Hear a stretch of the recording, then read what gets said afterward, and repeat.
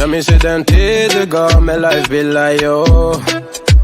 Nu vill jag kunna ge tillbaka allt jag inte kunna ge förut. Det finns ingen annan där som kan stå här by my side, oh why. Sättet du rör på det får mig att dö för det, baby. För de här yardis, de vill ju bara dra ner oss. Men du är fett och vanlig. Och det jag lägger är min tid upp. Jag vill ha dig. Men för mig känna safety.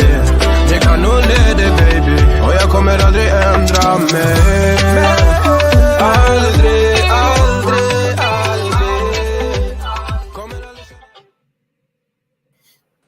Peace. What's up?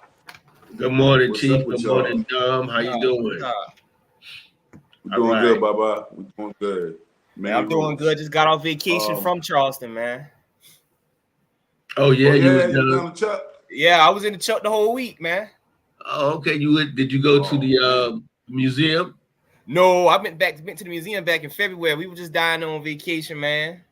Okay, that's cool. Yeah. That's cool. That's good. Hey, Chief, you got kinfolk down there? Yeah, man. I don't know them like that, but I got folk on my grandmama's side. They from what is it? I forgot. They from the North Charleston area, I think. Yeah, but we ain't talking. All right. Hey, look, that's on point. What's up, Baba? Hey, Chief, I know you just had a visitor from Orangeburg over there in Sierra Leone. Cousin Philip. He was telling me about the little vacation he had with you. Tell us about that. Yeah, hey, it was great. You know, we don't advise that people come during the rain seasons, which is summertime over there when people have the most time to move. But he was like, nah, man, I got to test the ground. He did a DNA test and came back a Mende descendant. Well as you, as well as me, as well as a lot of us in our lineage, we got that strong Sierra Leone connection. And so he wanted to come test the ground before he comes back for the citizenship for the next tour. So he came through with a brother named Robert, real cool brother. They was out here, man. And man, we had opportunity to visit a traditional Creole village here in Freetown, York Village. It was dope experience. We went down to a cave where they used to hide Africans at during the slave trade. And so even though it was raining, we was able to do some things. Oh man, the restaurants, we ate some great food while they was here. And really more than anything, the discussions about family, about Orangeburg District, about the Isaac family and the James family and the Hart family and all of us basically, you know. Exactly. And so it was just good to, you know, he's a published author and a genealogist. So it was good to really just talk to him facially for that 1 week, man. It was great for me, man. I needed that boost. But man, hey, you know what? Shout out to Philip, man. You know, shout out to Philip, man, for real. He was a real good brother. I can't wait till y'all hook up. He said next time he get to Orangeburg, the first person he come to see is you. He just hit me up this morning. He's supposed to be here next month. As a matter of fact, Philip and I share, I believe she's our 4-time great grandmother. Her name was Selena Isaac, and on his maternal lineage, she was a Mende woman. Mm-hmm. Yeah, he told me about it. Yep, he told me about it. So we got a great show for our people today. We got a few viewers right now. Y'all make sure y'all share this. Y'all make sure y'all comments. You know, we have a great show today. We have, for me, I'll speak for myself, and I think it covers over the Gullah Nation of North America. This is a brother straight out of Charleston, North Charleston, I believe, who is an artist, an author, and one of the, I would say, pioneering new generation Gullah Geechee activists who really been working to preserve the language, working to connect with the lost diaspora, those of us like myself who happen to be removed from the corridor because of family, but still got the roots there. You know, this brother is very, very careful about not excluding us. And so I always appreciated him. He did some great work with Sister Akua several years ago, but he's been quiet for a few years. And recently, I noticed that he started talking more on social media. I said, oh man, they done woke up the lion. The lion is woke. So, you know, I said, okay, let this brother come out and let us give him his flowers, man, because some of us was worried, man. I remember talking to you, Dom. You was like, man, where's bro at? Yeah, man. I was wondering, man, because I used to look at, that certain channel a whole lot, and me and my mom used to use that channel as a reference of studies, like, to find out, like, okay, what's the connections we have here in Orangeburg. So, yeah, I was wondering where you went. Yeah. Yeah. Yeah, it's powerful, man. Yeah, And man. Baba, you had opportunity to meet Akua, I believe, last year, right, in Orangeburg. Yes, I did. Yes, I did. I met her along with Shakira, the Gullah chef, she the chef. They came to the library, and we was able to have a good fellowship for at least one day. She was cool, she was all right. We took some pictures together. She did her thing, and Yeah. Well, today's show is about no other than Christopher Cato.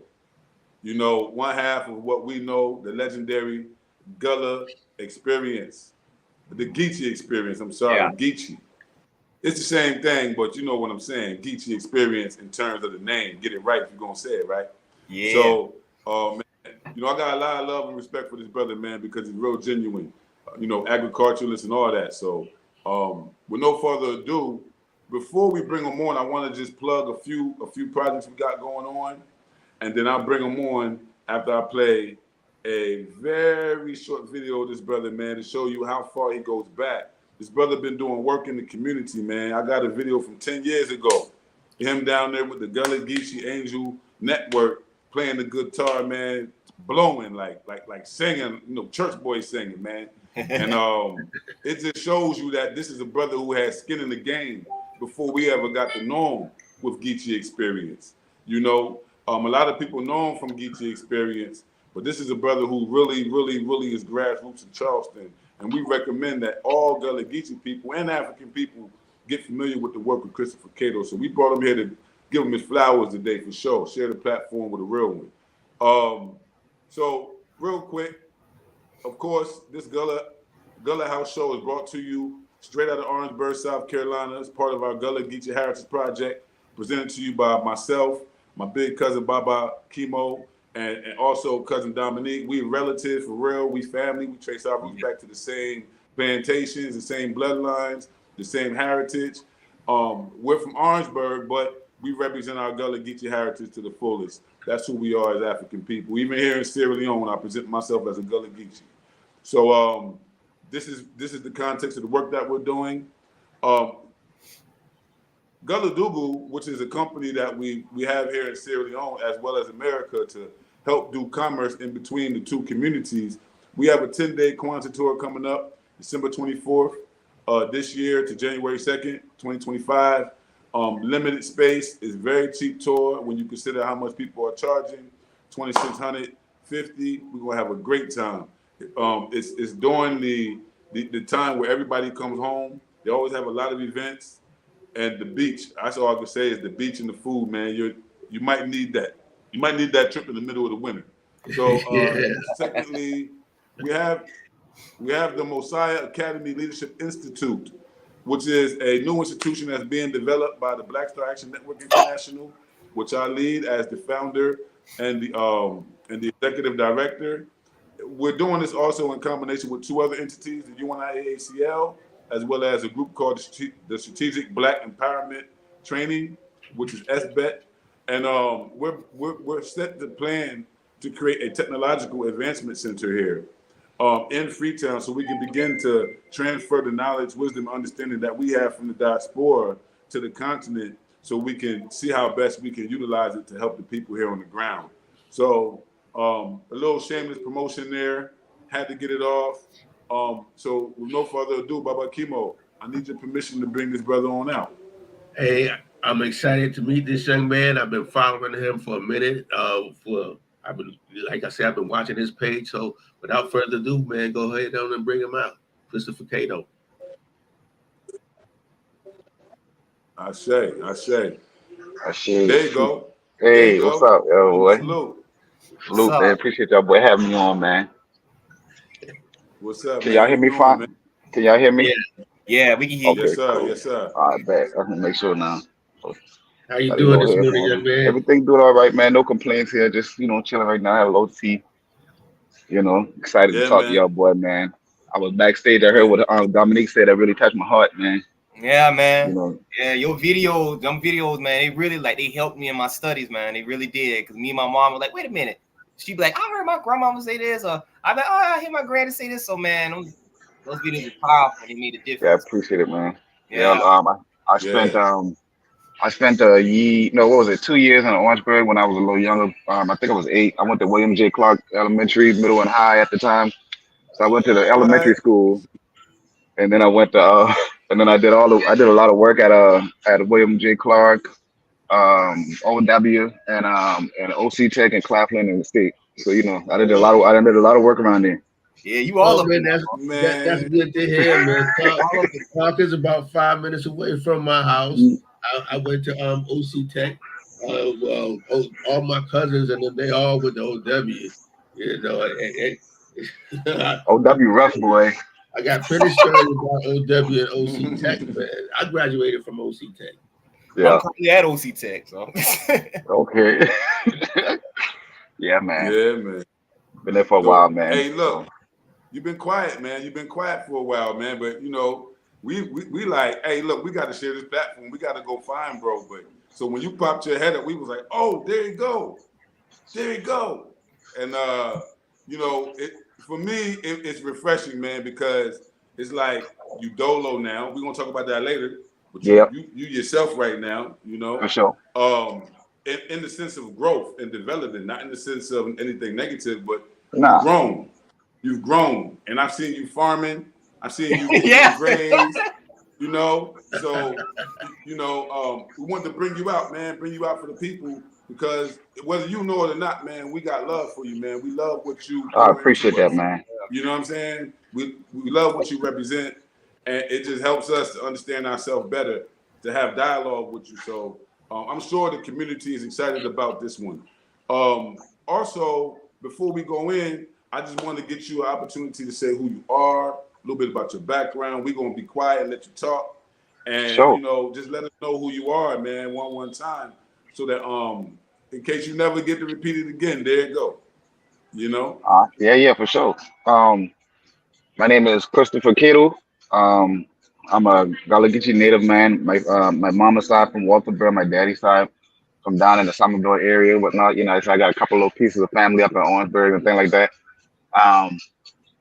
I am one of the Gullah Geechee people who has a very difficult time code switching. So, you know, being out in a corporate environment is a little challenging for me, but I can articulate myself. So I think that's a big plus. I am the co-founder of the Geechee Experience, and the designer and creator of the Gullah Geechee Experience flag. That's what the original name was. It wasn't the Gullah Geechee Diaspora flag. It was actually called the Geechee Experience flag. So,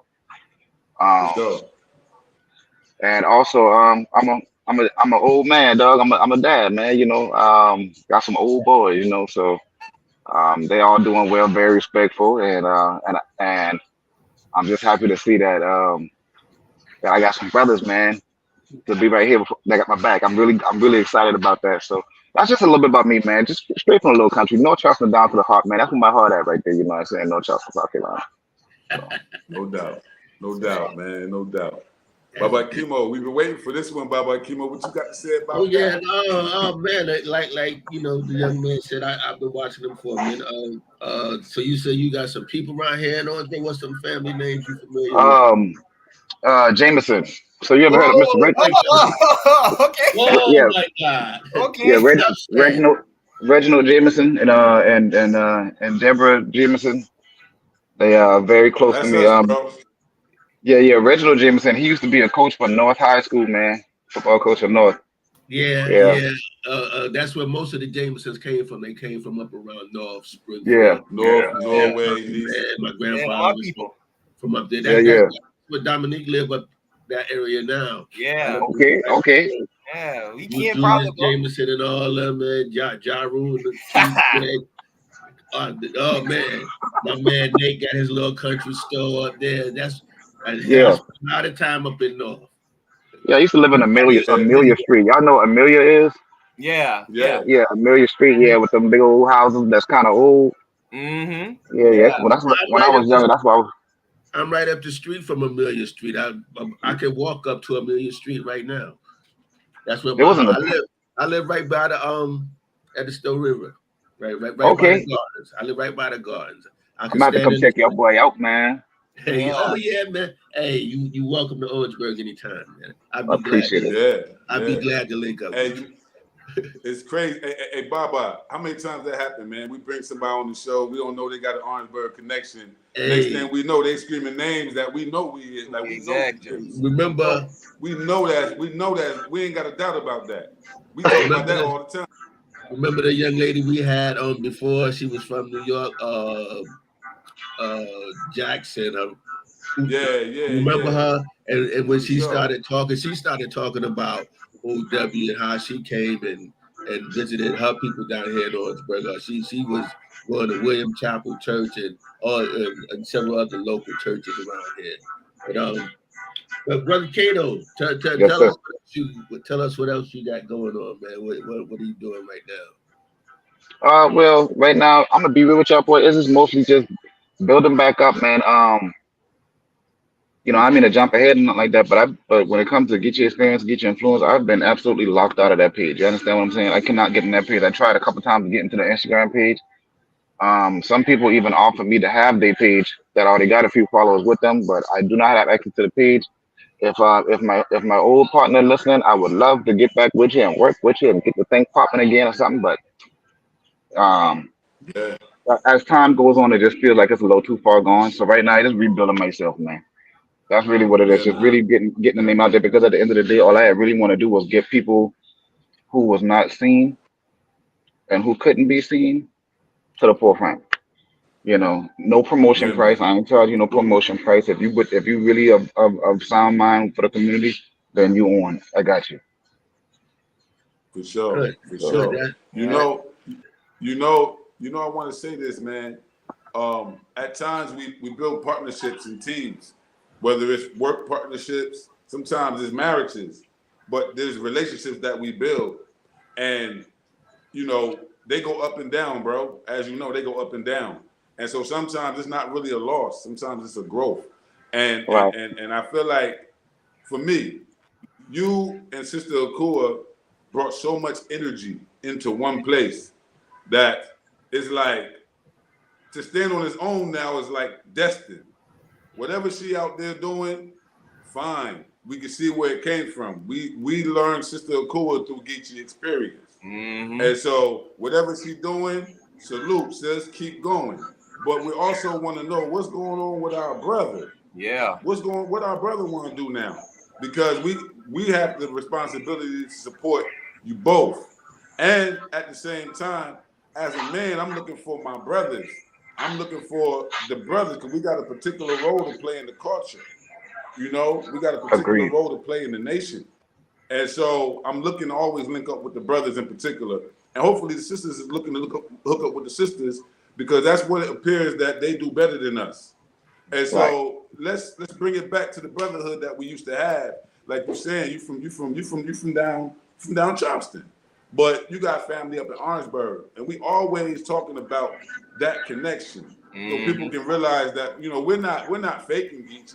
Some of us is related, some of us is kinfolk, and there's a long history between Orangeburg and Charleston in particular that can't be denied.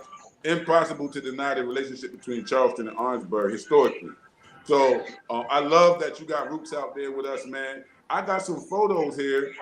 I wanted to go through them, but before I go through these photos, I want to give any of the co-hosts opportunity to ask any more questions before we move forward. Oh man. Go good?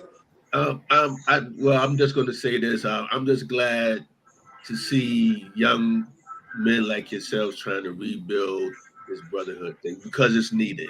It's very much needed. I work with the public every day, and man, we got to look out for each other. We have to support each other, because it's just sorely needed. And if it's not done, then it's going to be a lost nation, man. A lost.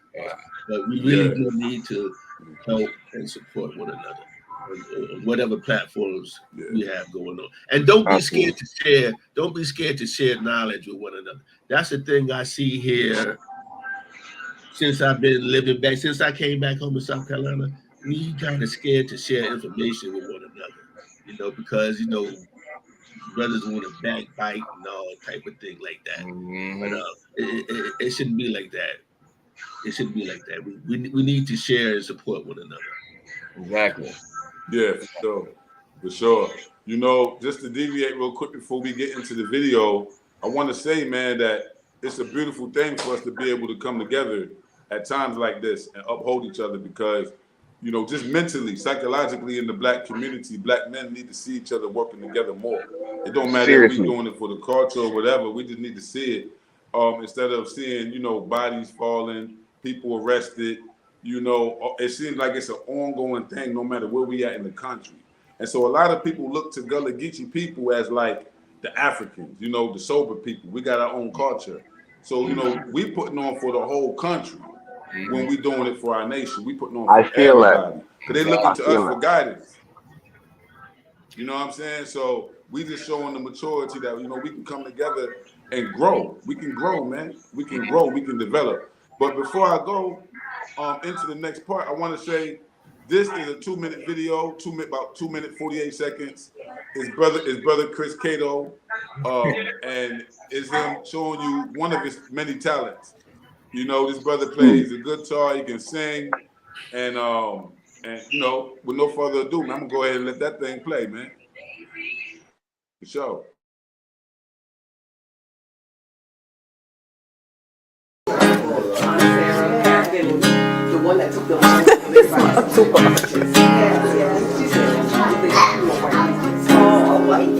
Baby, you can't keep no man, 'cause I gon' slip out your hand quicksand until the day that you understand that a man has feelings too. Baby, you can't keep no man, 'cause I gon' slip out your hand quicksand till the day that you understand that a man has feelings too. We need to talk, what's up? Let's take a walk, just us. Holding hands, cold romance. The only problem, I'm not your man. So what you trying to do? Just wanna spend some time with you. But I won't, 'cause you don't want me around. When I was your king, I had the crown. But real guys realize from girls who try to run that game, it ain't gon' fly. But it's okay and it's alright. See, baby, you can't keep no man. This all gon' slip out your hand quicksand until the day that you understand that a man has feelings too. Yeah, baby, you can't keep no man. This all gon' slip out your hand quicksand until the day that you understand that a man has feelings too.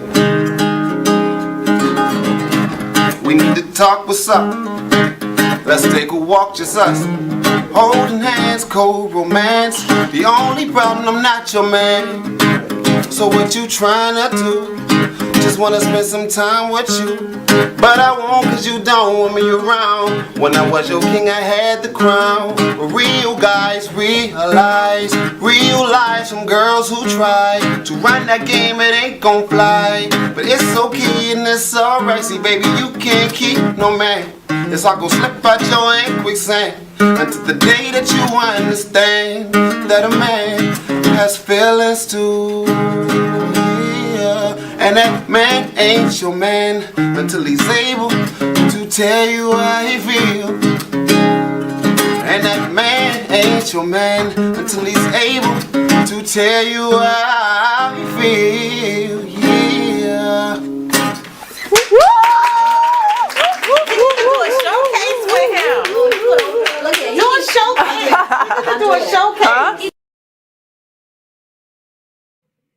Hey, man. Hey, man, I appreciate that, man.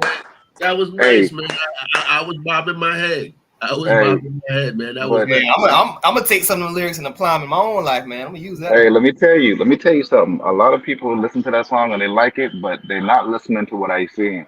I listened to it. That man is not your man until he's able to express how he really feels. And I tell you what, that song had aged really well all the way up into 2024 because it seemed like a lot of men in the community are not able or not allowed a space to actually to say how they feel for real. Yeah. Mm-hmm. And that's Still actually today, brother. that goes into why y'all ain't hear from me in a long time. I really wanted to say something, but if I say something, then I just a woman hater. You see, so you got to be careful. Mm-hmm. So you Yeah. got to, so, yeah.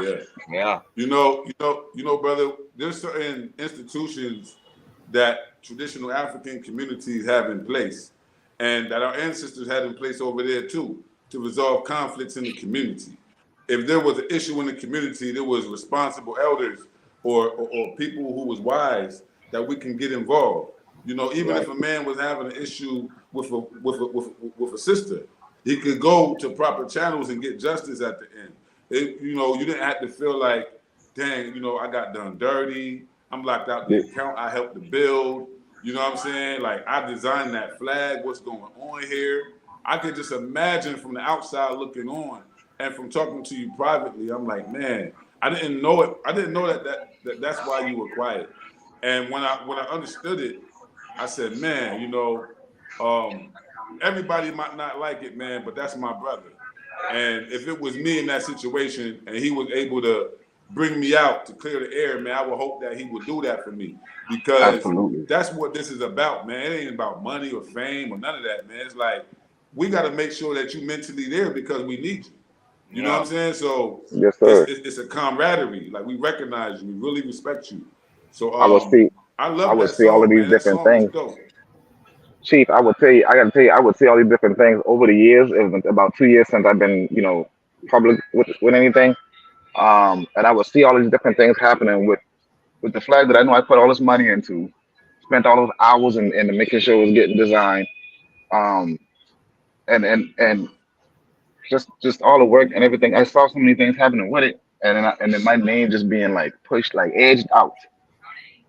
Because you know, can I share this with y'all, boy, real quick though? Go Go ahead. ahead. Go ahead. Yeah. The flag. We did one. No, we did two polls on what you call that thing, Twitter. Call it X now. Mm-hmm. We did two polls and we was asking people what they think the flag color should be. I mean, we had the most ridiculous answers. So then I went ahead. I was living in Yemisi at the time, and so I said, what do I see the most as I riding down Highway 17 going towards Buford? I see black people. I see the blue skies and the blue water, and I Mm-hmm. see the green marsh grass.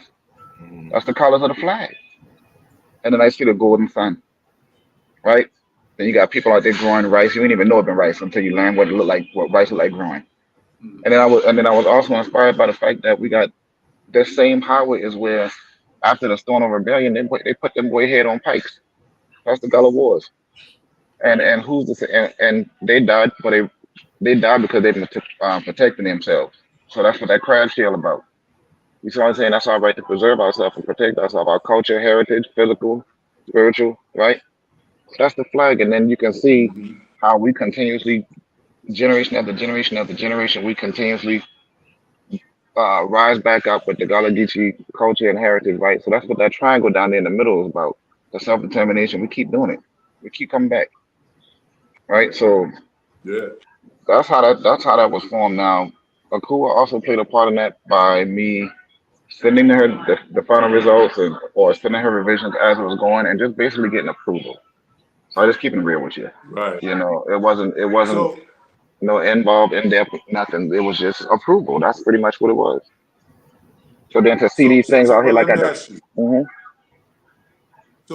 So in terms of the design, inspiration for the design, the outline for the design, I got some photos here we can go through actually, and you can Sure. kind of explain what's going on through the Yeah. process. You sent me some photos over. I uploaded them.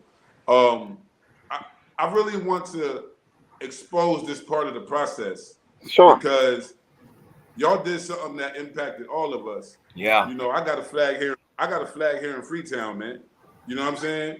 And Mm-hmm. so it's a beautiful thing. So the thing is, like, the intentions of it, I applaud both you and Sister Akua for the creation, For simply sure. For sure. because that's who you was rocking with, and she was approving it as you went. But the creative credibility should go where it belongs. And Mm-hmm. I believe from even me back then watching and us talking, while you was developing the flag, um, Right, you were. I remember I always, was. That's yeah, right. I'm sorry. I Yeah. always knew that you were the creator, like the designer. You were doing the research. You was. I remember that, and then I Mm-hmm. remember it. I remember the final thing. So, first I want to bring up this flag first, so you can help me understand why Sure. it was necessary to create the Geechee Experience flag.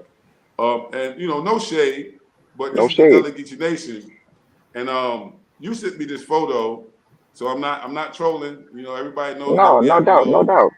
Everybody there is a lovely. little thing, but it's important. The flag is very important. The only other flag that I fly is the red, black, and green flag of the Right. UNIA, and so along with that is the Gullah Geechee flag and what it means for nationhood, what it means for people having our own banner, having our own unity flag is so significant. It's so important, and the ideals behind flags are important. Just like you just broke down the ideals behind the flag, the design of it is very, very important. So, when was this photo? What was going on here? This photo. And how did you go from the Gullah Geechee Nation flag to the development of the Geechee Experience flag? If you look at the sweaters that we have on, that's the same sweaters from the first video that I did. Geechee 101 with a cool. If you look at I see it. the sweaters that we have on, yeah. So basically, this was a meeting of the minds. Thing that the lady in the middle, Mama Elder Carly, she kind of got all of us Mm-hmm. together so that we can meet each other. That's how we met Crabbing with TECT on the bottom left. That's Yes. how we met everybody. It's like she introduced us to the community, like straight up. And we would have this prayer at the end where after she said, we will be prosperous and we will be healthy or something, and we would raise our hands and say it all together. And about I want to say maybe a week or two prior to that right there, we recorded the video and then I edited it and then I posted it and we ended up going viral out of nowhere. Wow. Right. Yeah, yeah. Wow. So that flag right there, that's just what we had. So and you gotta understand, first time I ever seen or met Queen Quet, I was at Ronald E. McNair Elementary School off of School Avenue in North Charleston. I really from here. I moved here. I here. Right. So Mm-hmm. I saw her on the stage, man, and she was all we knew was that this is an African talking lady, whatever.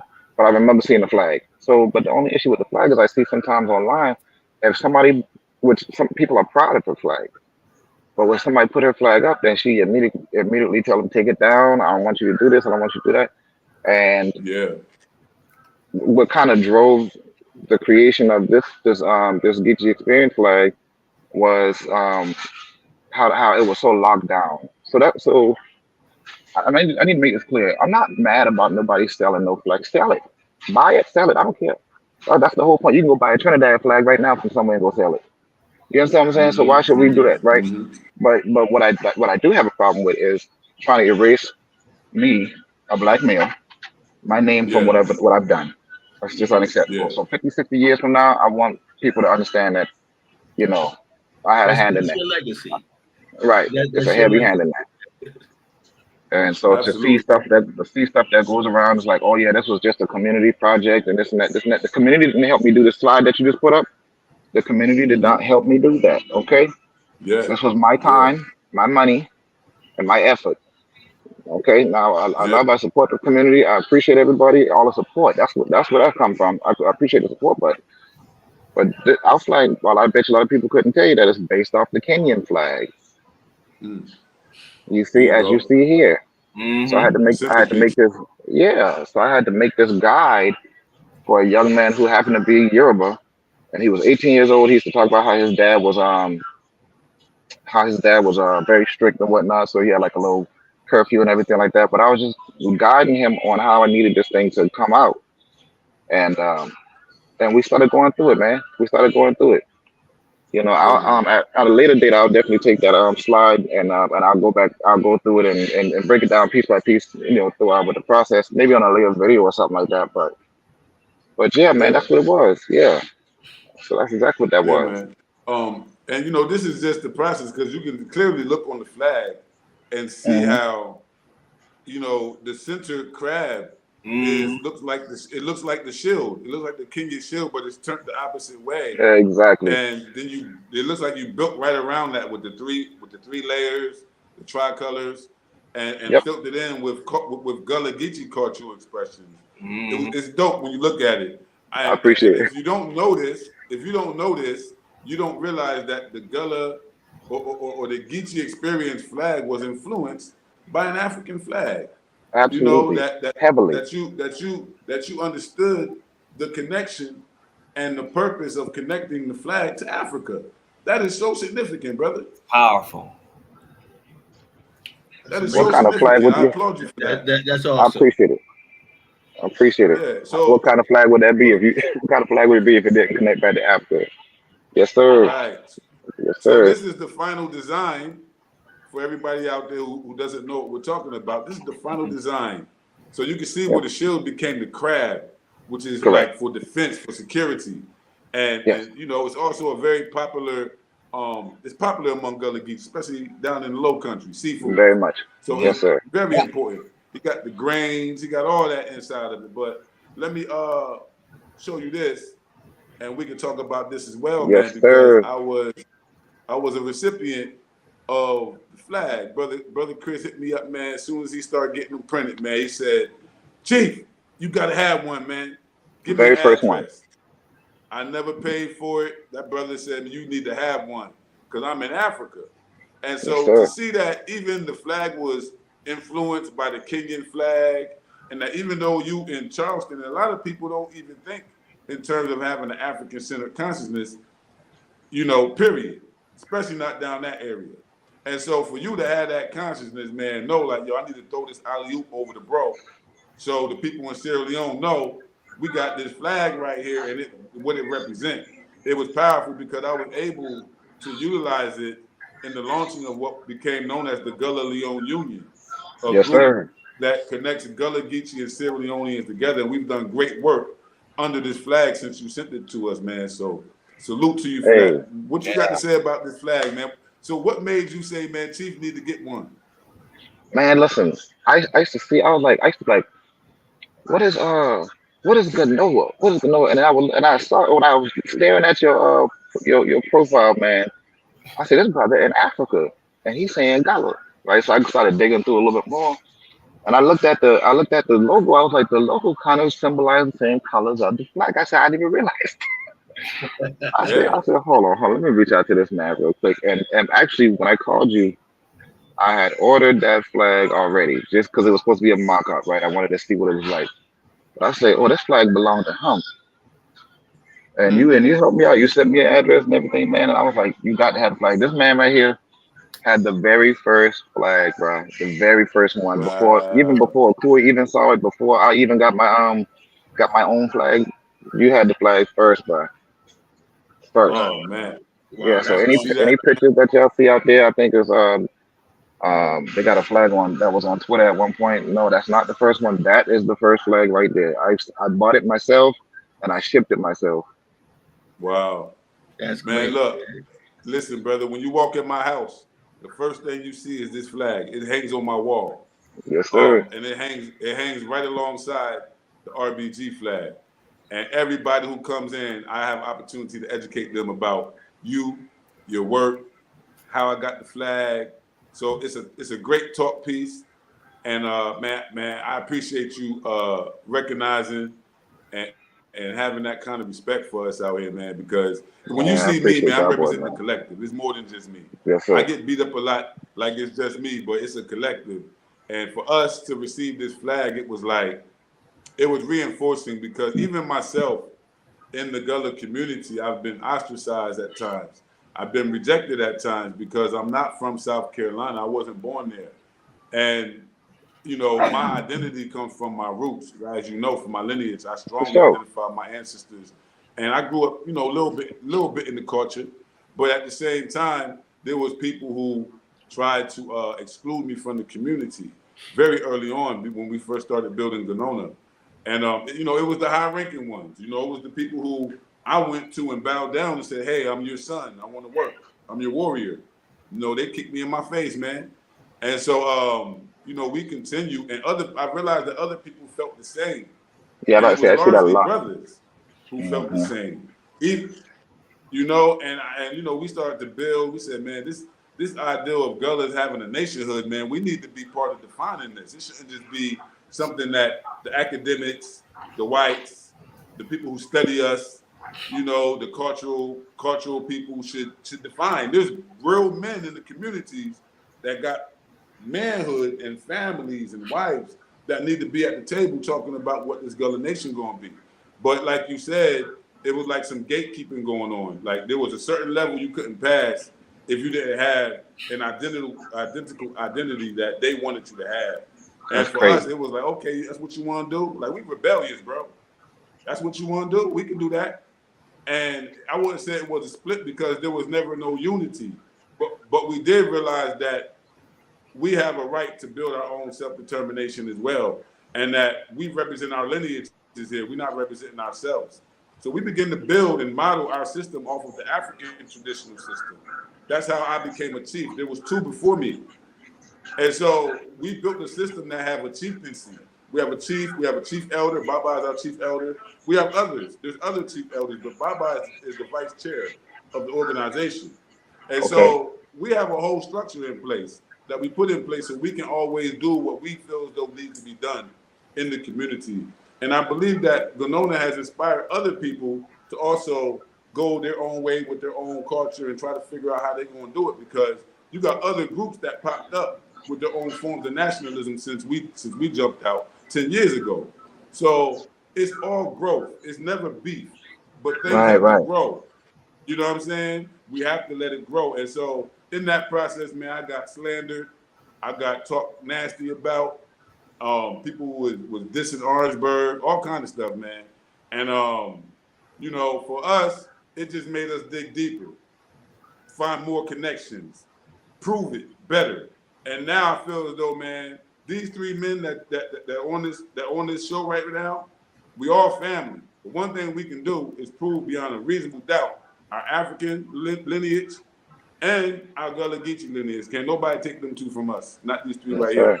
So having going to the gates and being judged made us go back and get our paperwork right, made us get that DNA test, made us do what we got to do to show and prove. And so now nobody can deny that we Gullahs.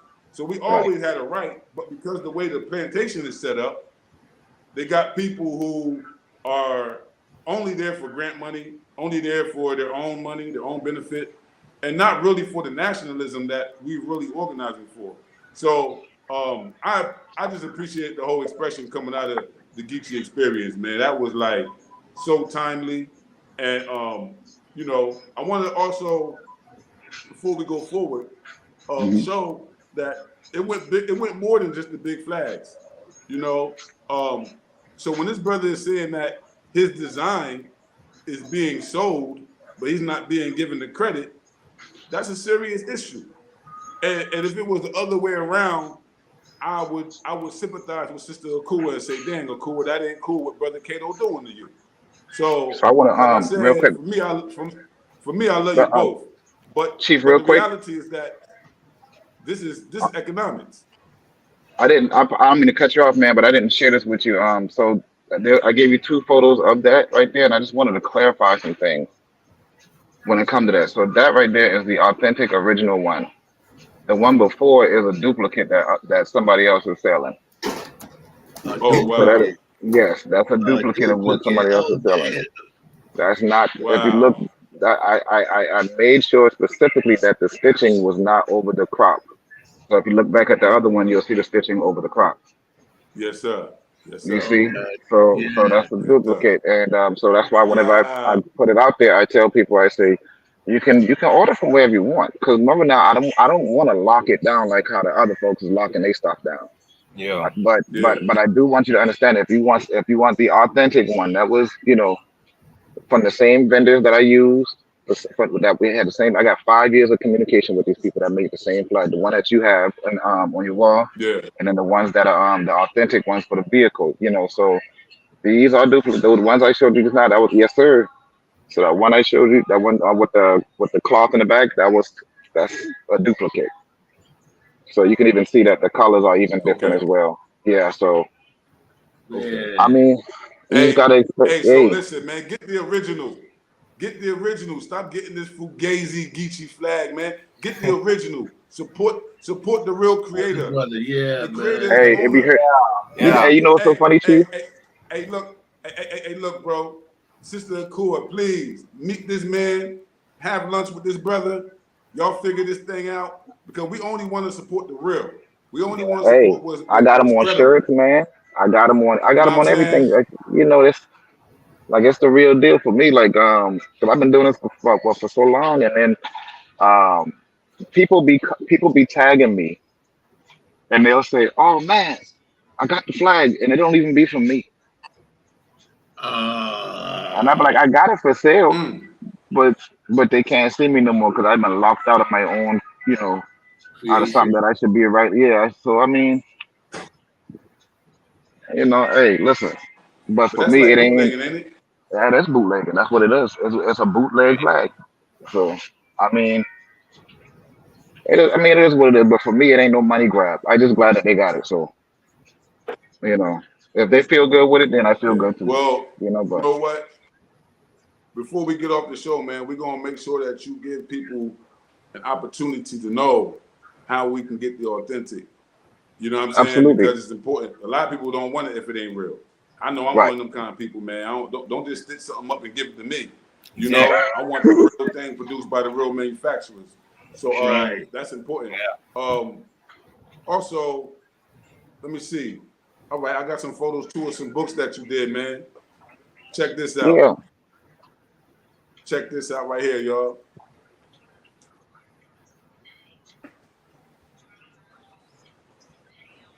It come up yet? Yeah, It's like this. Yeah. Oh, it's gone now. Well, man, you a very creative All brother, right. man. Oh man, You know I that's appreciate good, it, man. I like to see this, man. I like to see the Brother's young. an author, man. Yeah, man. That's hard, man. That's hard. I Yeah. appreciate it, man. I'm gonna add that book in the book that just popped up because we looking for like African American cultural and historical centered books for my sister, and I'm gonna make sure I add your 2 books, man. Yeah, for sure, man. So now, it's now I'm just a co-creator of the book. You know, what I'm saying the person, Dawn Bourne, super intelligent.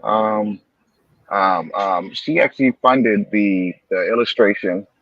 She authored, like she sat down and wrote it. I sat down with her and I said, "Hey, look, no, this is what it needs to say. No, this is what it's supposed to be like." So you know, we work together very closely with creating that book. So but as far as like being an author, I would give her all the credit. She sat down, she wrote it. I looked at it, I went through it and edited it. I was like, nah, this need to leave, this need to go. Then she went back and did it again. You know, she spent a lot of time, a lot of hours on it. And like I said, man, hey, couldn't happen without Dawn. I ain't gonna lie. Dawn was on point, man. I had to give her credit, man. She put a lot of work into that, a lot of money too, you know. So and for her to actually acknowledge that I had a hand in that, I appreciate her for that. You know, and so it's out there in libraries now, man, in the Low Country. It's out there. She got a whole website. You know, the news has recognized. I mean, hey, and at the end of the day, it ain't about a money grab. It's more so about pushing the culture forward. You feel me? There you go, man. There Yeah. you go. I like, like to hear it because everything in the world ain't about money, man. Sometimes nah. you gotta have a peace of mind. Sometimes you just want to express yourself, and if it benefits the culture, it's all well and good. Right. It's all well and good. I like that, man. Big ups to you, man. Big ups to you. Hey, Baba, listen. I ain't trying to ruffle no feathers, but boy, I think that's the hottest children's book on the Gullah Geechee streets right now, baby. That's good, man. Hey, you know, I'm gonna look for it tomorrow. I'm gonna see if it's here. I'm gonna see if it's here in the local library here because I work at the library here, and I can. If it ain't there, I'll make a suggestion to get it there. All right. And we'll get it. We'll get it over to you. Yeah. Yes, sir. We get it over to you. I look for it tomorrow morning. Man. I'm making my business to look for it tomorrow morning. That's good. Yes, sir. But hey, I did want to touch on something real quick. You know what I think is so funny about people that be, they give people a hard time for being in Orangeburg or being in Columbia or being in North Carolina or whatever. It's crazy because the reason we had to move to Orangeburg for a period of time, or my family had moved to Orangeburg, Roundel, Walterboro, stuff like that, is because you know how expensive it is in the Low Country, Oh Yeah. yeah, and yeah, so it's like so they moved there because it's cheaper, and then oh they lay down roots, and then they move back, yeah. and then they leave again and lay down roots and come back. I mean, Man, that's It don't like make no people. sense. That's like people in what part of the world was I in? I was in Milwaukee, and a lot of the people up in Milwaukee was saying that they family from New Orleans. The Mm, same way we would go to New York and people say a lot of their family from South Carolina. right, mhm. You see what I'm saying? So it's just that what was the name of the thing? The Great Migration. Yeah. right, right, Right. Yeah. right. So Well, speaking of the Great Migration, I'm a part of that Great Migration generation because my mother moved from Orangeburg to New York, back down here. I was born here in Orangeburg and raised up in New York, but we always knew we was Geechee. I was raised around Geechee people, all my uncles, cousins, everybody. I was at my great aunt's birthday yesterday, and she made a toast. We was raised Geechee. My cousin, not my aunt, but my cousin said that yesterday yeah, at the 82nd birthday party for my for my aunt, and that made me feel real good, man. I love to see the culture being expressed, man. I love that. Man. hey, Don't Exactly. y'all let remember when that was fighting words at one point? Oh yeah, oh yeah. Oh, Hey man. Let me tell you, man. When I first got to New York, it was no that was a bad word. That was a bad word. You had to scrap. You had to that's scrap. right, boy. Yeah, man. And now everybody is proud of it, and it's a good thing now. But when I first came up, oh no, man. What they used to say about us when I first got the book, oh you gotta watch the Carolina boy, they might have a blade or something, they might cut you or something like that. They was known for that, man. No, we had to scrap back in the, and I'm talking like in the 70s. That's Late crazy. late 60s, early 70s, man, when I first got up north. Yeah, that's Cause how it was. we known for, man. We known for feeding you, Hey, inviting you Yeah, into hey, and inviting you into the home and yeah. make you feel like family. That's our guys. whole thing, man. Well, exactly. That's how it was. That's how it was. I was like I say, I was fresh from the country. I went up north, but it wasn't like I was up north. I was around. Everybody was from down south. Everybody was from Right. Charleston. Everybody was from Orangeburg. Everybody had that family connection. We used to love to get on 95 and come down home and That's just and down. 95. Look, them boys would come home with the big Cadillacs and the big hats and everything on, man, and man, my grandmama would be on the porch welcoming everybody. Those was good days for me, man. Yeah. Very good days. They ain't got to be too far behind, man. I feel like we can have those type because so as far as like doing things in the future, I would like to do like meet and greets or whatnot. Kind of something like a Gullah Geechee cookout. I mean, it ain't got to be like we can have sponsors and stuff like that, right? Pay for the food or whatever. If they want, if vendors want to come up, vendors want to come up. But I really, and I know you have to charge a little something, but I would like for it to be as affordable as possible for people to come out and engage, right? Yeah. Something like that. Mm-hmm. Exactly, man. We have talked about that. Me and Chief and Dominique and my cousin Felicia, Chief's sister. We have talked about doing that kind of thing here in Orangeburg. Um, like I said, we would love to make it happen. And that's what it's all about: reaching out and connecting with like-minded people that want to do that. I tried to reach out to some people, and they talk good and everything, but And then it falls to, yeah.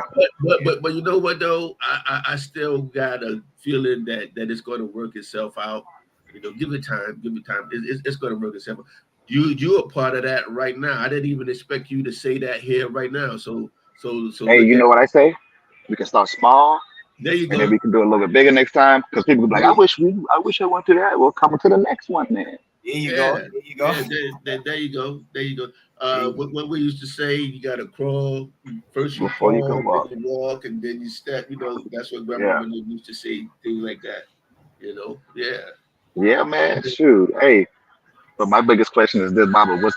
Hey, Dominic, what if the white people say, hey, can I come to the cookout? You know, man, no. Yo, I'm gonna quote one of my buddies, man, Bill. He said, for some white folk, he said, you might come to the cookout, you can't get it out with everybody else, if not Yeah. Hey, but things start going sour when they come around, man. We had a little spot here in Owensboro I used to go to, and then all of a sudden we saw one white boy, and it just muck up after that. Yeah. And see, you know what my response to that would be if somebody asked me, I would say, please, out of respect for what we're trying to do, we'd like to maintain the integrity of what it is that we're trying to do, you know, because I mean, like it or not, it's just the culture of the country. When you come around, black folk kind of tense up. That's where that code switching thing comes from. It don't matter how cool you are, it don't matter how down you was or whatnot, but it just kind of tense up every now and again. So we would like to keep the integrity of what we're trying to do, which is unite and bring people together in a positive way. You know, when you rally and trying to get nobody to fight or kill nothing, we just having a good time, laughter, family, food, fellowship, right? Fellowship, right? Yeah. And Yeah, so, but I would love to see that. I would love to see that, man. That's why I'm glad you're here on the show today. So let me extend the hand now, man. I appreciate it. You know, reach out and let's see what we could do or whatever. Because I'm pretty sure somewhere down the line, we probably know some of the same people. You know, I've been around. Oh yes. I'm sure somewhere down the line, you know somebody that knows somebody that knows somebody. Look, when he said one way or the other, we all connected. I tell Chief all the time, I never met anybody from Coke that I wasn't related to by blood or marriage. I ain't never seen it. I'm 63 years old now. I ain't never met anybody from, from Coke, from Norway that I wasn't related to. Exactly. Baba, you from Coke? Yeah. Oh my Lord, that's the country. That's the country. That's where our people from. That's our roots. Norway, that's home base. Yeah. That's where we're from, man. Base. Yeah. That's where my mama from. That's where they married at right now. Hey, well let me ask you this. You know some of them Cleckley boys, some of them Tyler boys? No, I don't. I just did a little work. I just did a little workout in Coke now, and they got cotton fields out there right next to the school. Yeah. Oh yeah. That was slave country, man. That was cotton country. That's the rules. Bamberg and all that. My Lord. Yeah. How out there on Highway 4 on 301? Yes, sir. Yeah. 301. Yeah, 301. On Highway 301. That's where it was. Boy, listen. Yeah. Can y'all hear me? Y'all hear me now? Yeah. All right, I was having some difficulty over here, as y'all seen, but I was following the conversation. So y'all was talking about inviting the white folk to our cookout. Yeah, man. And I'm telling you, man, when they come around, the atmosphere changed, man. It does. Hey, you know we had a nice little spot. We had a nice little spot called the Lions Den, man, where the brothers would come together on the Sunday. I heard of that. Yeah, on the Sunday afternoon or whatever, especially during football season. You know how we love football. And we break out the grill, and enjoy the game together, might get a little card game or something going. But that was our spot. And then all of a sudden, one of them gray boys came around and the atmosphere changed and it just kind of broke down. Hey, that's how it's been.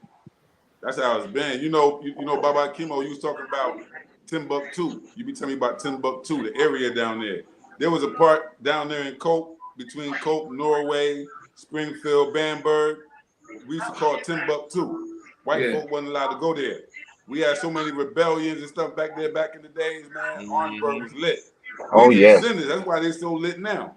So it's like those countries is what poured out into Philadelphia. They poured out into New York, poured out into Baltimore. Now we up there, and we done mix and mingled. Some of our families have forgotten their Southern roots. Most of my people, most of my cousins, they know where they come from, even if they never went there before. My generation, man, my uncles all came from Charleston. They all went up north to New York, and that's what they do, boy. Go up north. That's what they do. That's what they did. Some of them would leave from down here with 50 cents in their pocket, $1. They ain't have much money, man. But somehow they made it to New York. It was hustlers, man. They was hustlers. They was number runners, man. Them boys used to run numbers out there, bring that money back down south, man. I can tell y'all some stories, but some family members would get upset. And run some moonshine up there too, but I know you didn't heard that. You say that what now, dummy? That moonshine up there too. That white light. Yeah. We used to bring it up 95 and sell it up on 125th, 145th Street all the time. Oh, for sure. Shining out, boy. That was the move, man. Yeah. I was telling Chief this morning how Uncle Pipe, man, and Uncle Son would run that liquor up north, man. And we would run it and bring that money back down home. Hey, boy, you know that boy on that shine when them boy pee up when he wake up after that drink, boy. What? What are you talking about? Hey, God, boy, I'm trying to tell you. Facts. But hey, boy, listen, I see Key Steve in the comments has said love the conversation, man. I see the Claflin logo. The first thing I think of by Claflin is y'all remember that hoodie that I made boy Cole out here? Yeah, I remember that. Yeah. I was standing at the co-ed dorm at Claflin University when me and my cousin came up with that. Okay. I was standing at the co-ed, because I was putting up cameras out there. And I was standing at the dorm, and that university showed me so much love, dog. Everybody at the university, I'm talking every dorm, everybody who was watching, was supposed to be sitting at the front desk at the dorm, the administrative staff, everybody, man. My aunt was even working there. I was like, dang, I said, I had my house, and then I realized that the mascot was a panther. Yeah. And I couldn't help but think of. I'll talk to y'all about this offline about their network, but I found that then the person that's feeding their the institution that's feeding their network is the exact opposite of their mascot. So you hear me? Yeah, that's an indoor conversation now. We can't talk about that. Indoor. No, we're not gonna talk about that. But you can see the paw. Yeah. And I said, that looks familiar. Because I remember going somewhere else and doing work up there too. And I said, y'all follow me. Football head, y'all follow me. Yeah. Mm-hmm. We'll talk about that. Yeah, we'll talk about that offline. Because I've been doing networking for a few years, for about 5 years now. So maybe longer. But hey, just to break it up a little bit, man. I got this. Yeah, for sure. You also do comedy. You do skits. You do voiceovers. Okay, so I think that like right now is the perfect time for the skit. You know what I mean? And listen, when I seen this skit, I said, man, he talking about us. The Orangeburg boys, we repping. I said, man, this is my skit. So let me share it, man. Then you can tell us a little bit about the way you use your sense of humor to add that into the educational aspect, man. Because people learning from you, as you know. Just because I'm from Orangeburg don't mean I ain't Geechee, man. My uncle from the project. My granny from Johns Island. My daddy from James Island. No man, fuck that shit. We used to go crabbing off a Limehouse Bridge. My auntie Shirley the fucking candy lady, man.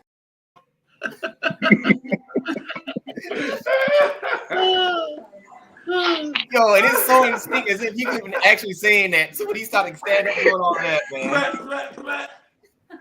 I said, he got us. He shot us. We're here. I remember when I first saw it, I was like, what? Hey man, listen. I'm gonna tell you what prompted that at first. I was working at Mercedes, and there was a young lady who was from Orangeburg, and she always asked me. She said, "Why you talk like that?" I said, "You sound just like me." And she said, "No, I don't." And it was so funny because I was like, "You sound exactly like my sisters." And so I started calling my people in Orangeburg, and they started kind of telling me where they, when they used to live down here, and then they moved, and then they came back and moved, and just basically like two homes. And like when you want to get away from the city, you get away from the city and go to the country, right? Back to 301, 601 it is, baby, right? So then, and so I sat down, man. I did that skit because I saw R. Kelly on it, man. Everybody was kind of doing it, and I said, just because I from Orangeburg don't mean I ain't Geechee. And if you notice, I made the reference of Limehouse Bridge, which is on Johns Island. And then I said a candy lady. That's what everybody, every community got something else they call it, but we call it the candy lady. And I see my auntie Shirley, the candy lady, usually living out of apartments, selling candy and cigars and cigarettes, 50 cent shots. Yeah, making that money, and so I just wanted to kind of bring that understanding together, where just because somebody from a certain region don't mean that they don't have, their lineage, right? And you can be born in California, but your family, you got roots over in Jacksonville, Florida. You know what I'm saying? Like, you just never know. That goes for like people that come from Africa. They might have been born in Nigeria, but then first generation in America. So that would that make them less African? I feel like that conversation is one of those you're not black enough conversations, and I think it's really silly, because at the end of the day, please excuse my language, y'all, but at the end of the day, you're gonna always be a nigga to everybody else in this country. You understand the culture of this country, right? So, my dad used to tell me that when I was younger. He said, you can, and he never said it in a derogatory way. He always just kind of made me aware in my mind that you're a black man, all right, and that's what you're gonna be. That's what you are, right? So, for sure. I mean, I appreciate that ideology, man, because that's really what it is. When we say nationhood, we applying the same ideals that every other group of people apply to themselves. We have a home base and we have a diaspora. You understand? And when you talk about the Gullah Geechee diaspora, we go back centuries. There was times where thousands of Gullah Geechees were taken to Nova Scotia, Canada, with some of them coming back to found Freetown. During that same time, you had thousands of Gullah Geechees taken down to Kingston, Jamaica, taken down to Cuba. So we've been being shifted around as lineages, and the best way to understand ourselves is that's why we do this genetic genealogy, bro. The genealogy is so important. Baba Kimo can explain more about how our family, we just got that oral tradition. The elders always take time to impart and pass it down. And then also, we always be studying, trying to learn more as a family. Even before I encountered Baba Kimo, me and him was already doing the same thing. And for the same reasons. His mother taught him a certain thing. My mother taught me a certain thing. When we traced the roots, the grandparents was in the same churches. We family, we kinfolk. So they had that same in-house, in-church training that was passed to me, even though I was born in Pennsylvania. My family moved in 1972. Five of my siblings were born in South Carolina, Orangeburg. My mama from Orangeburg. So even in-house, it was different going out into the community and then coming back home. I had the code switch. As a child, I had the code switch. Because the way my family talked versus the way my homie talked was different. I had to take speech class. They had to teach me how to talk like this. So that's the thing, is that's a part of genocide. When you destroy people's language, when you use culture. when you oppress a people, when you force a mass migration, of people from one region to another region, to a whole other place. Through that process, we got urbanized. We talking about being country boys. Through that process, we became city boys. Yeah. Big city boys.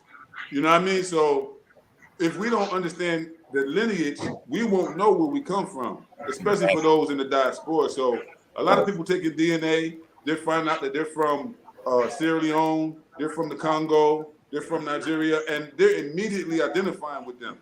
But they're not identifying with the Gullah Geechee ancestry of their grandparents or their great-grandparents. That's an issue for me. That's like the Gullah, I would like to say like Gullah Geechee is like the demarcation point of Africa and America. Yeah, that's right? Yeah. So it's like you got to go through to get to, right? So you start talking about African American culture and history. You can't talk about it without talking about Gullah Geechee. The oldest forms of the culture are Gullah Geechee. So, right, and so those came from African parts. And of course, you got your people that argue the whole we was here first, brother. I don't even get into it with them boy like that. Because like I say, a lot of my family have done their ancestry, and everything point right to the Rice Coast. Rice Coast on up to South Carolina. So I don't even get into it with them boys. Let them have a good time with it. It's interesting. It's interesting because the fact that we were enslaved by colonizers who was conquering foreign lands, it put us and the real Native American people into a context. We don't really tell the history that we have with those people as much as we should. And it's been rocky, but also there's been times where we did intermarry, we did intermix, we did ally. More so in the Gullah Geechee culture than any other culture. So if it is there, it's there for us to claim it if you can prove it. But at the same time, just know that the Gullah Geechee culture, the language, the names, the songs, the spirituality, the diet, is imported from Africa. It came from us. It's an African culture. And in fact, during the Seminole Wars is what I point to. The Native American Creeks, they identified themselves separately than the Gullahs that ran away. The Gullah Maroons. The United States government did the same thing. They separated them Native Americans politically from those Gullahs politically in terms of status. They wanted to take us back to plantations, but we was too wild. They said, no, we got to get them out of here. They took us to Oklahoma.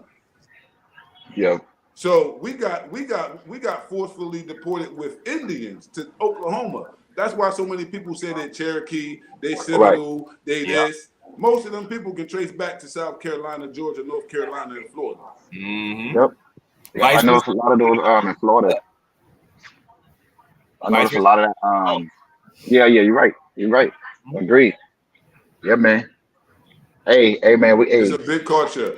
It's a big culture, brother. Do you know the history between Sierra Leone and the Gullah Geechee culture in terms of from 1988, maybe the 1980s to now? It's a very important history that most of us young folk, we're not really hip to it. But it helps you understand why the elders are who they are and why other elders are not where they should be. You understand the power dynamics of the Gullah Geechee movement. I'll say that everyone involved doesn't want us to win.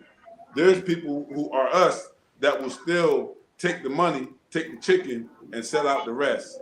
A lot of these organizations and groups are set up only to eat from festivals, eat from trade, from craft to hustle, just like the Candy Lady. So it's that kind of thing.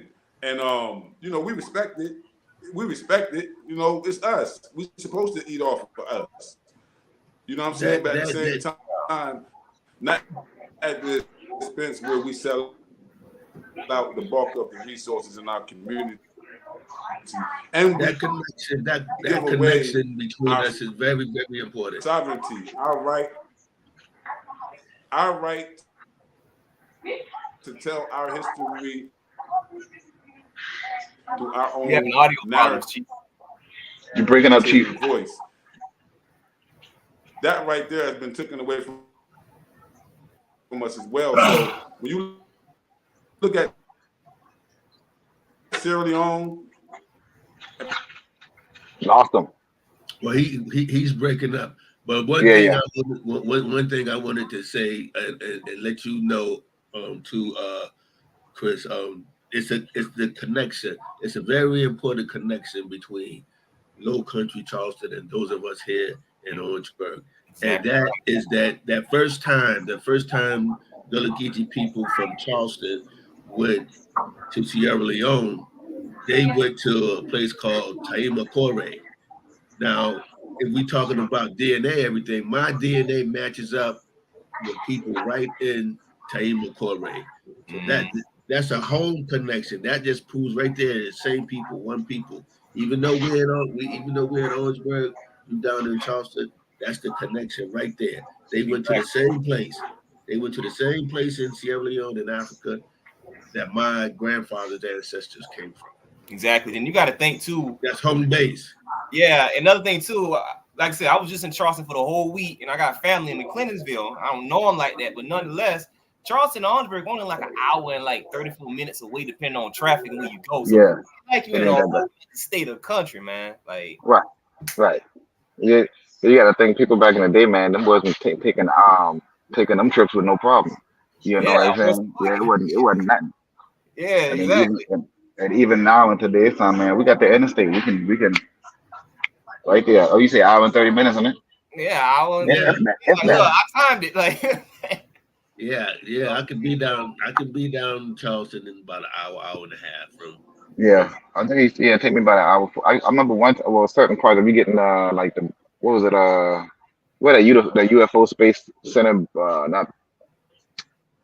Dang, what's the little UFO Space Center that the visitor center that you ride through? Is it cotton fields and everything out there. Yeah, Bamberg. Yeah, Bamberg. I think it is. Take me about 45 minutes to get there. What? That's quick. Yeah, well, you be pushing the pedal. Listen, I used to drive up there every single day because remember I used to work at Claflin and State. And so I had to be there on I had to be there at a certain time. I had to go to the office at first, and then got to be to the school at a certain time. Yeah. So you know, man, I be trucking it down down 26, boy. Respectfully. That's good. You got any future projects you working on? Not in that area, but as far as like for myself right now, you know, with the Geechee Bible platform, I think it's just mostly more meet and greet kind of community engagement kind of thing. Right. Something that don't require a lot of capital. Yeah. You know, like say we got some food, we got enough people to come out. We got some food vendors that want to come out. If you got some money, you want to buy some food, you can buy some food. But it's mostly about us meet, shake, like the cookout we was talking about, stuff like that. Right. Yeah. Right. So I mean, the only thing that we would have to maybe come up with is just the space. Exactly. You know, I know of a space that do, you know, nice meet and greet area. That's about I think like $400 for the night. But I mean, you know, we can raise that money. You understand? Right. Come up with $400.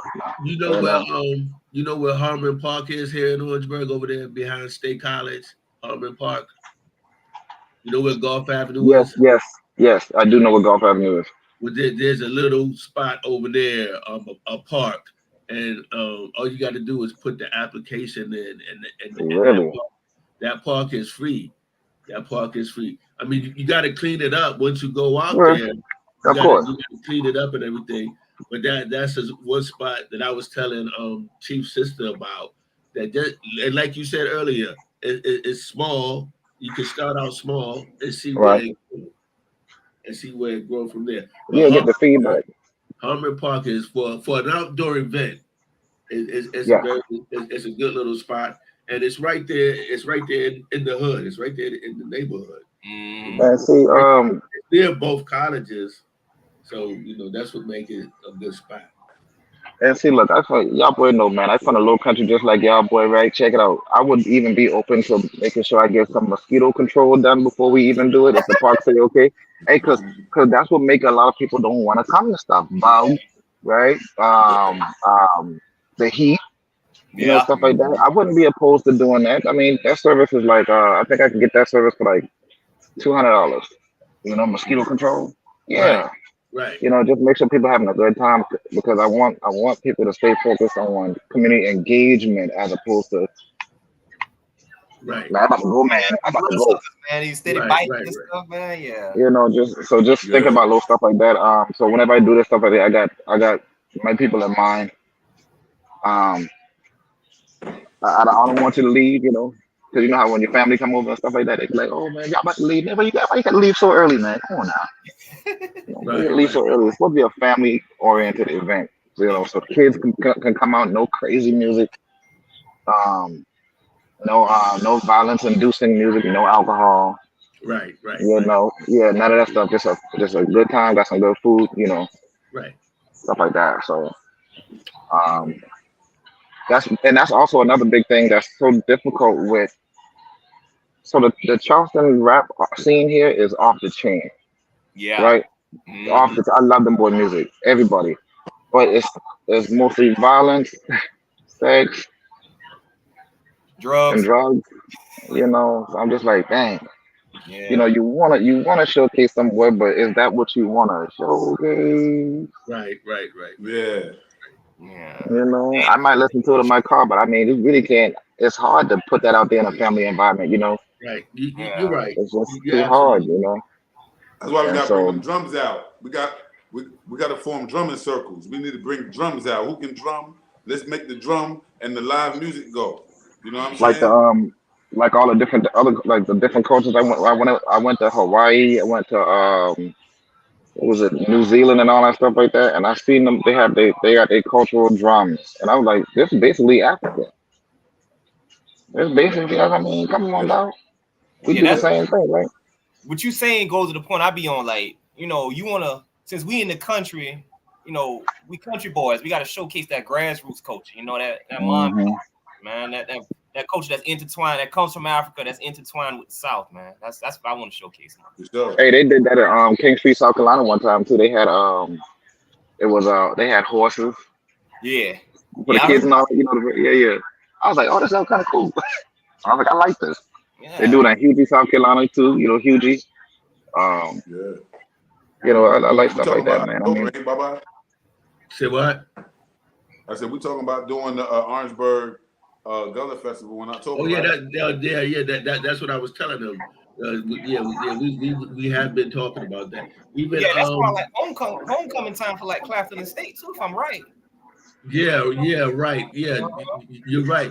You know what's the other sister? The other sister down in Charleston reached out to me, and she wanted to do something like that, a cultural event.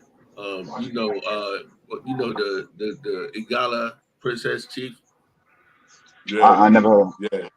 Yeah. She got the radio station down there in Charleston.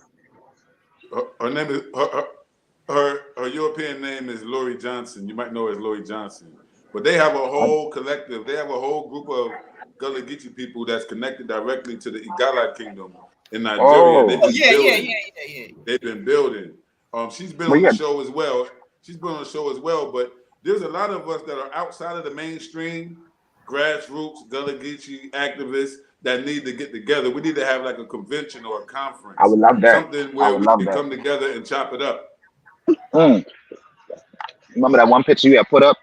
It was me standing with the lady with the blue shirt. Yes, sir. She sent me a message last week about doing something like that. And she basically she's in the Georgia area, like Riceboro kind of area. That's Amanada. Yeah. Okay. She was the same exact thing y'all talking about right now. She was talking about doing something like that, where all of us can have like a meeting of the minds, like a meet and greet kind of thing. Yeah. So I'll definitely let her know that's what that's definitely being talked about. Spirit moving. Brother, listen. That's why we say, man, get involved, because we got to be organized. We have to be organized. You know, it don't mean we gotta be loud in public, but behind the scenes, on the real, we need to be organized. And that's what we're about. You know, I think that's what the masculine Geechee energy needs right now. And you know, we always talking about mayat and balance, but it can't be so feminized and so to the left that we don't give it no structure, no discipline, no masculine energy. And so one thing I found that the Gullah Nation of North America has served is like that. Men have been attracted to this because it's an empowerment vehicle. We want to be able to organize ourselves and express ourselves as men, as the men of the culture. And you know, Orangeburg is good too because it's central. We could bring from Columbia, I know. Charleston, everywhere, easy. And it don't take Orangeburg too is long to good. get there from all of the Augusta. locations. So Yeah, it's central. Yeah. It's central. So, you know, it really can go down. Then, you know, I think for real, we got countryside places like Coke where we can have them barn, you know, outdoor, like you said, the horse. You know what I'm saying? We still got herbalists. Orangeburg still got root workers. Orangeburg still got people that still forage herbs and still heal. Yeah, my grandmother was one. There's young folk that still do it. So we can have Roots Convention. I know Brother Dominic is a part of a research team called Roots Renaissance. You know, okay. So there's a lot of energy in Orangeburg right now, brother. If you go back and watch our other shows, you'll see other people who are authors, other people who have done genealogy, people who have status, people who have education, and we're all forming like this union and supporting each other. So eventually, you know, it's going to pop off. But Orangeburg is definitely destined. We call Orangeburg the birthplace of Gullah Geechee studies, which it is. The place where that man first heard the language was at Orangeburg. He didn't hear it in the Low Country. Wow. He heard it in Orangeburg, and he had to investigate, and it led him to the Low Country. And so Orangeburg has always been the gateway to the Low Country. Hey, I agree with the fact that now we finally got some male energy showing up and where it needs to be showing up. Ladies, I love y'all so much. I really do. But we really need some fellas to start stepping because we got to step up, bro. We got to step up. So yeah, man. So there you go. Give the ladies a break for a little while. Let them chill out for a little minute. Yeah. You know, even on a more serious note, you know, Trump got shot yesterday. You know what I'm saying? I saw that, yeah. Quote unquote. So, you know, we got some real serious political, economic issues going on in our community. We got real social illnesses that we got to be able to create a Gullah Geechee response to, a Gullah Geechee solution to. Them same young boys in Orangeburg that's warring each other. I got a little cousin, and when I told him, I said, man, do you know we're related to these people? He said, no, man, don't tell me that. We used to go to war. I'm like, what? They're our cousins.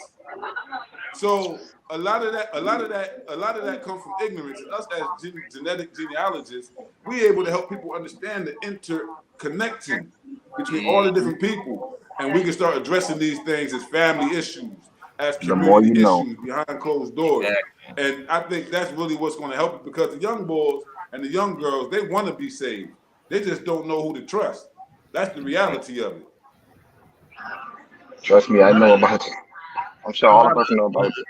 A lot of us don't even know we're related, man. I run into people all the time that's amazed by when they hear who my grandmama is, or they hear who my granddaddy is, or they hear what church I went to, and they be like, oh yeah, my people went so and so there. But most of the time when you go to these same different churches, you'll find that they're all related, that they're all connected. That's how we found Dominique. That's how we found Dominique right there. Yeah, that's how we found it. And come to find out, we share so many cousins, man. It's amazing. Same thing might happen to you, brother. You keep hanging around us long enough. You might say a name. You might say a name, but it might be one small detail that'll click in my mind and say, "Uh-oh, there it is." Right? Well, you already said it. When you said Jameson. Yeah, Jameson. You already said it. Right? When he said that last name earlier.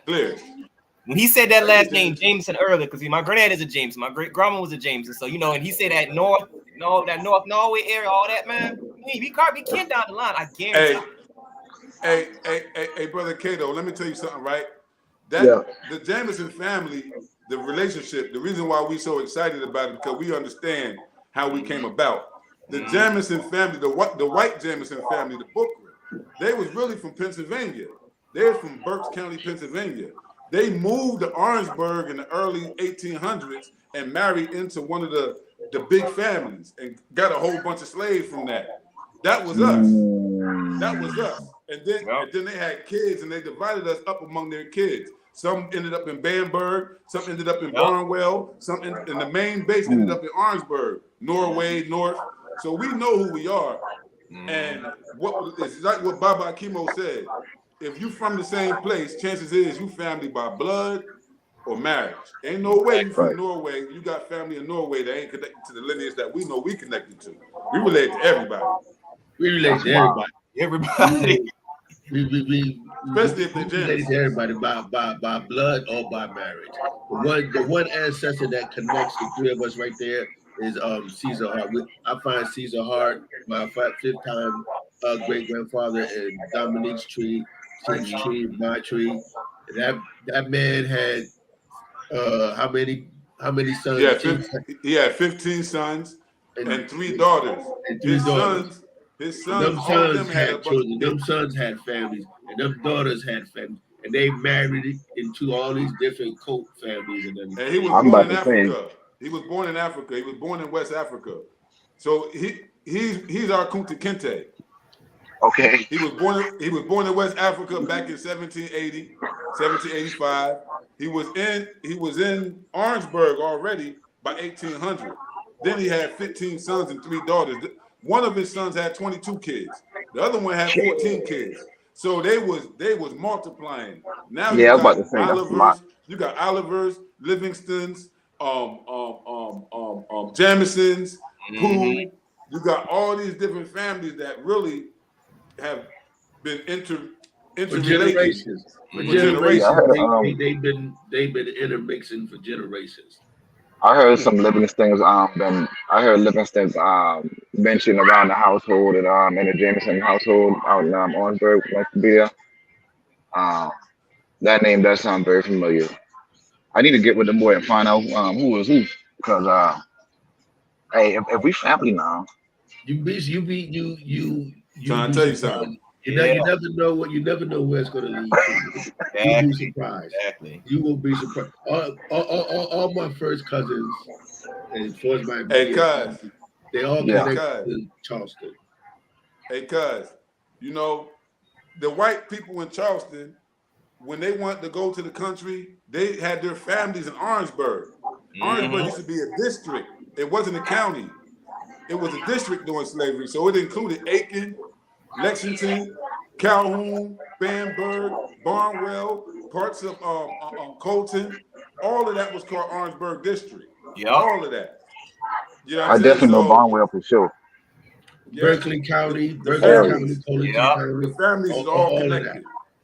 All of that is connected. And I'm making my business to study Low Country history. Yeah. To see how the families are connected. And then, you know, culturally speaking, like I said, culturally speaking, using that channel that you was on, man. Me and my mom was like, okay, we done heard this. Me and her done heard these terms before. Like, okay, the cultural foundation. It, like I said, the essence of the Gullah Geechee culture is in the Low Country and Sea Islands, but it extends in them. There ain't no denying that. We got the evidence to prove that. Hey, but let me say this too though. So that you know how they be like, oh, Charleston is the epicenter for Gullah Geechee, this and that, yada yada yada.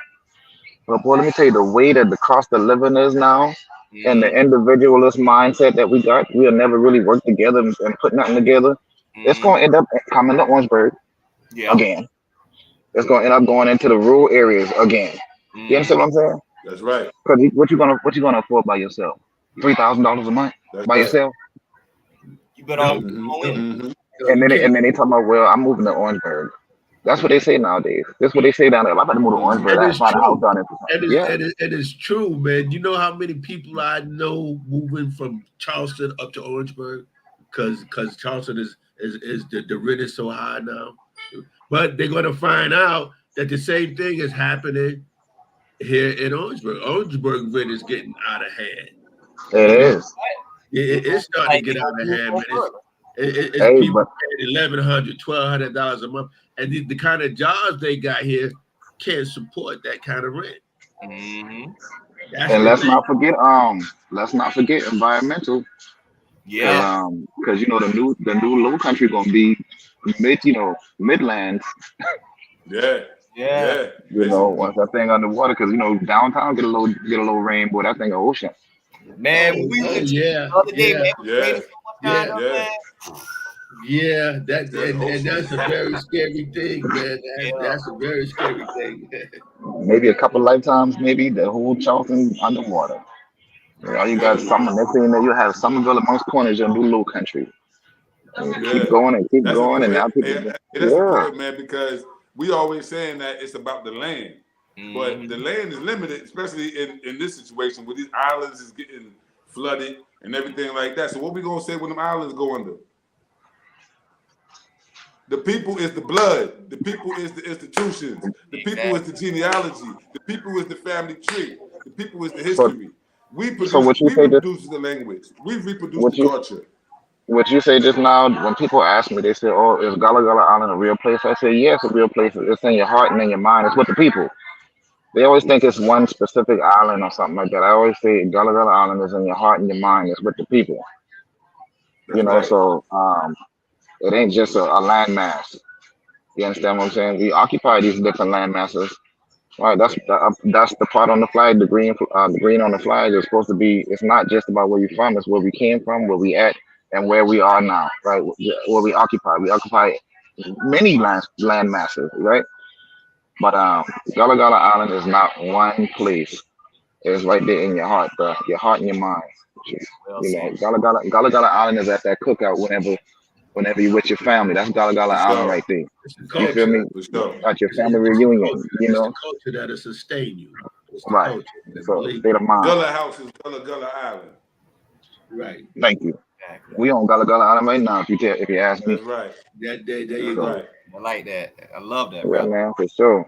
Oh yeah, man. Right, so, man, we've been vibing. I know it's getting kind of late over there. I got another thing to do at the top of the hour, but I could literally have this conversation more and more and more and more. So we definitely have to find more time. I would love to. Building. I would love to. Here anytime. You got any announcements? You got anything going on? You need us to announce? You reach out to us, man. Even behind the scenes, if you want us to assist, we're trying to bring some calm to the storm. Even for that purpose, man, we there for that too, man. Because we your brothers. For sure.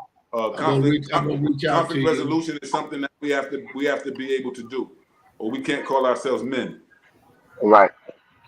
But I do want to before y'all let me go, man, I do want to just say I appreciate y'all very much. I love y'all, boy, man.